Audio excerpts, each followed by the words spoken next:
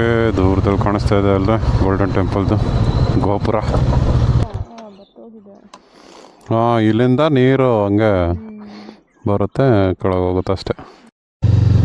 ಯಪ್ಪ, ಇಲ್ಲಿ ಇಷ್ಟೊಂದು ಘಾಟ್ ಸೆಕ್ಷನ್ ಇದೆ ಅಂತ ಮರ್ತೇ ಹೋಗ್ಬಿಟ್ಟಿದ್ರು. ಇವಾಗ 7 ಗಂಟೆ.